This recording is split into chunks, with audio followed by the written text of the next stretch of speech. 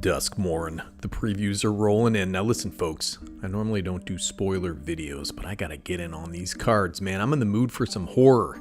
Usually when I get the hankering for horror, I call up one of my ex-girlfriends, they give me a dose. But it's fall. We got a new set, brother. Now I know what you're thinking. You're at the kitchen table, your wife is droning on blah blah blah mortgage, blah blah blah Lululemon, blah blah Grace had a stroke, who cares? You're thinking you want Nikki G to tell you about cards, man. That's the stuff. Tell your wife you're going out on the porch and listen to this. And if you like these videos, leave a like, subscribe, stick a noodle in the mail to my address if you want to support the channel. Either that or get on the Patreon, brother. Get in the Discord. Getting your own life out on the porch, man. Now magic is no stranger to horror. We've had body horror, the Phyrexians, classic spooky horror, folk horror. We had Del Rage out there. This is like the 80s inspired haunted house horror, I guess. We have a couple new mechanics and I'm about to give you a hot take right off the rip. I like them. And the first one is Manifest Dread. It's not Manifest Destiny, dude. That's a different video. That's the story of the West, brother. Look at the top two cards of your library. Put one onto the battlefield face down as a 2/2 creature and the other into your graveyard. Turn it face up anytime for its mana cost if it's a creature card. It's kind of like Surveil, but you get that Manifest. It says the rules for Manifest right in there, in case you forgot, in case you have brain worms, dude. I like this primarily because it's graveyard feeding mechanic. You get to play a little guessing game with your opponents too. Your opponent won't know what's under there. It's your little secret, buddy. And we also have the locked rooms. What's in the locked rooms, buddy? I don't know. It's probably some kind of creepy doll situation in there. These are like 2 cards in 1, split cards, but eventually you can get both maybe. You can cast either half. That door unlocks on the battlefield. As a sorcerer, you may pay the mana cost of a locked door to unlock it. This is one of those gimmicky things that I think will live and die by how good the cards are. Flashback is fantastic, but some of the cards that have flashback are garbage cans. Okay, let's get into some of the spoilers here. You have Tyvar the Pummeler. 1 green, legendary creature, elf warrior. It's a 3/3. Tap another untapped creature you control. This guy gains indestructible until end of turn and you tap it. 3 green, creatures you control get +X until end of turn, where X is the greatest power among creatures you control. It's reminiscent of Azuri. I would run this in an elf deck, but it wants some bigger creatures. It's a win condition if you get big enough creatures and some way to get them in, dude. And if you're making lots of mana, you can do this a bunch of times, man. I can only speculate that this is a new foil with actual human blood in the foiling. Enduring Curiosity, this is what killed the cat. 2 blue, enchantment creature Cat Glimmer. It's a 4/3 with flash. Whenever a creature you control deals combat damage to a player, draw a card. And when this guy dies, if it was a creature, return it to the battlefield under its owner's control. It's an enchantment. It's not a creature, you fool. Kind of a persistent Biden of Thassa effect. It's a sweet card, man. I like this a lot. Get board wiped, come back as an enchantment. In those Enchantress decks, this is going to be money.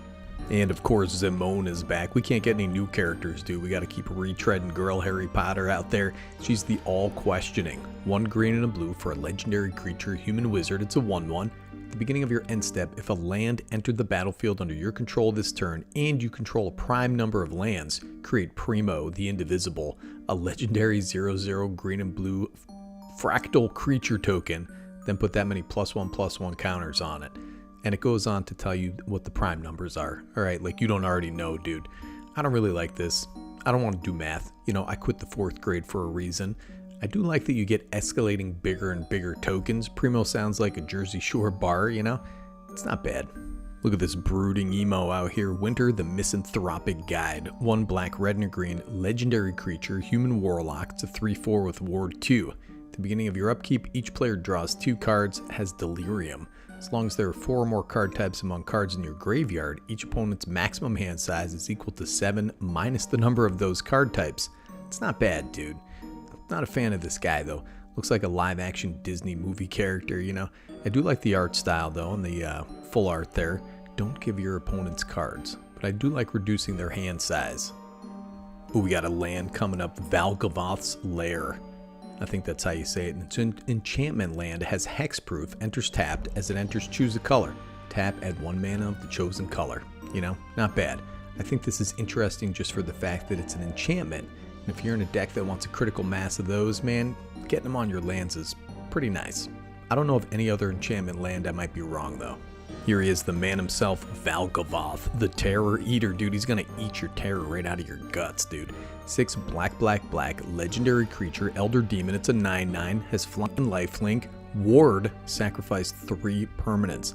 If a card you didn't control would be put into an opponent's graveyard from anywhere, exile it instead. During your turn, you may play cards exiled with Valgavoth. If you cast a spell this way, pay life equal to its mana value rather than pay its mana cost. Here it is, dude. Big stupid chase mythic.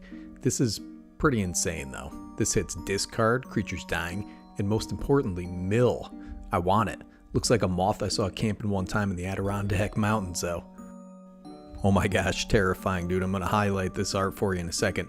The Jolly Balloon Man, 1 red and white, legendary creature, human clown. It's a 1/4, has haste. 1 and tap, create a token that's a copy of another target creature you control, except it's a 1/1 red balloon creature in addition to its other colors and types, and it has flying and haste. Sacrifice it at the beginning of the next end step, activate only as a sorcery. This is so close to being so good, man. The pay 1 kind of stymies most combos. I'm sure somebody will break it with a few cards, but the Kiki Jiki lines are probably dead. I will say though, I love the art on this thing, both treatments. You know, as a Boros value engine, it's pretty ripe for abusing ETB effects. Excellent card. Split up, dude. You never split up in a horror movie. 1 white sorcery. Choose 1. Destroy all tapped creatures or destroy all untapped creatures. I love this for Hilda of the Icy Crown. Mass tap effects. Love this card, man. I'm not sure I would run it outside of that though. Overlord of the Mistmoors. Now this first art treatment I'm going to showcase for you here, I don't like it, man. I don't like it too much because it's hard to read, but you know, whatever. 5 white enchantment creature, Avatar Horror. It's a 6/6, has impending for 4. 2 white. If you cast a spell for its impending cost, it enters with 4 time counters and isn't a creature until the last is removed. At the beginning of your end step, remove a time counter from it. Interesting. When it enters or attacks, create 2 2/1 white insect creature tokens with flying. Oh look, it's Grave Titan, but he makes different things. It's an enchantment, you know? Can hang out for a few turns if you want. I'm not sure where this card goes, but I like it. And you get a Kaido Shizuki out there. This guy's the bane of nightmares. 2 blue and a black, legendary planeswalker, Kaito. And it starts with loyalty 4. Has ninjutsu for 1 blue and a black. During your turn, as long as Kaito has 1 or more loyalty counters on him, he's a 3/4 ninja and has hexproof. Has +1, you get an emblem with ninjas you control, get +1/+1. Not bad in a ninja deck, I guess. Has 0, surveil 2, then draw a card for each opponent who lost life this turn. -2, tap target creature, put 2 stun counters on it. I don't even know what to say about this, dude. I think in recent sets, they're starting to make planeswalkers into creatures for some reason. Probably because planeswalkers suck, you know. But this guy's here, I guess. That's all I can say about it. Look at this beautiful dog out there. The Hauntwood Shrieker, 1 green, creature beast mutant. Whenever Hauntwood Shrieker attacks, manifest dread. Has 1 and a green, reveal target face down permanent.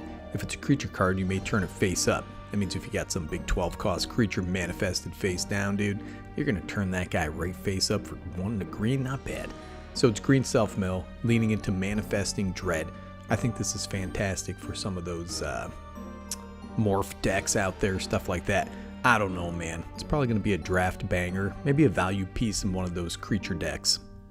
Which would you rather face, a Hauntwood Shrieker or a damn Pitbull, dude? I don't know. I don't know about that. It's kind of a toss-up.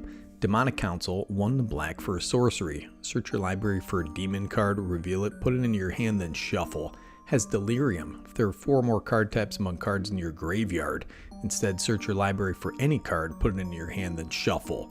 Are you turning me into a damn moth, dude? Are you rubbing my head or what, dude? You know what, man? I want this in Bellacore. And some Delirium, some mill deck, stuff like that, I guess. Delirium's kind of hard to get to, though. Usually you're concentrated in one permanent type or another, but it's not bad at all.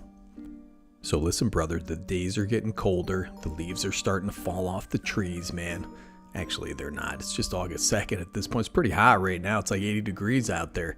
I gotta say, though, the spoilers are getting me hyped. I want that balloon man, dude. Get him to tie a balloon knot for you. You know what I'm saying? Brother, that's innuendo, and that's better Commander, dude. Nikki G, signing off.